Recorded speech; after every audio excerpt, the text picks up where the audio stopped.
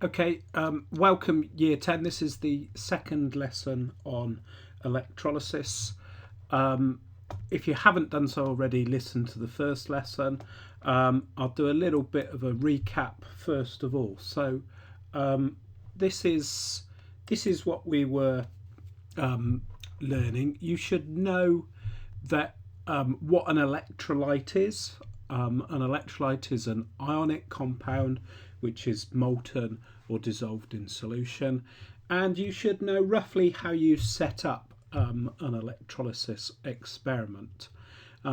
What we're going to do today is we've looked at how ions move in electrolysis, but we're going to do this this part here, the higher demand, and we're going to have a look at what chemical reactions actually happen in electrolysis.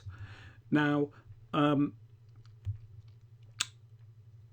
in order to do that, we're going to look at, we're going to explain electrolysis, and we're going to use copper chloride as our standard solution, our standard electrolyte that we're going to use. So the first thing that I want you to do is I want you to pause this video and I want you to have a look at the actual experiment to electrolyze copper chloride solution. And there's a YouTube link to Primrose Kitten and one of her sites, and she sets up the electrolysis of copper chloride. Now, if you do that, copper chloride, just so that you've got a bit of background, copper chloride has the formula CuCl2. It's an ionic compound and it contains copper 2 plus ions and 2 Cl minus ions. So in my copper chloride, I've got copper ions and chloride ions. Now, what you see, and Primrose Kitten didn't make this really clear, but what you see is that at the negative electrode, you get copper. And if you run the experiment for 5 minutes and then take your electrode out, you actually end up with a coating of orange metal on the negative electrode, and that orange metal is copper.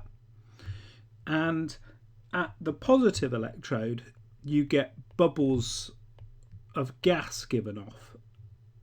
And those bubbles of gas you can test with damp blue litmus paper.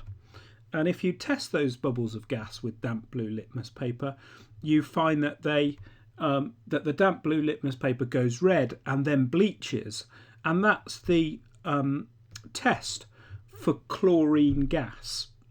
So what you see when you do the electrolysis of copper chloride is that you see an orange metal,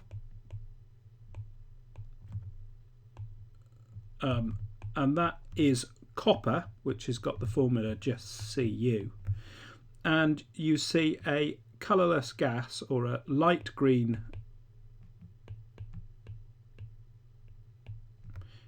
gas, and that has the formula Cl2 because it's chlorine.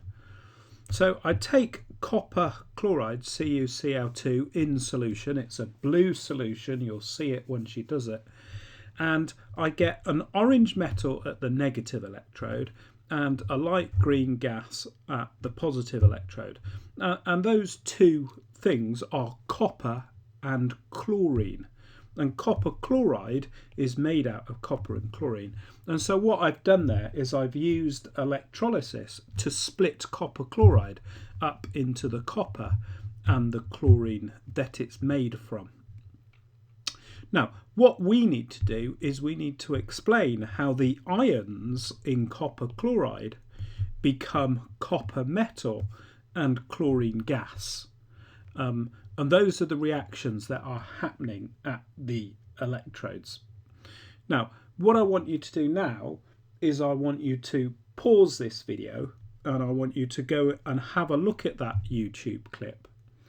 And just so that you've seen the experimental setup, she goes on and does some explaining of why you get copper and why you get chlorine and the equations that are happening at the electrodes. We're going to go through that, and we're going to have a go at seeing if we can get to that.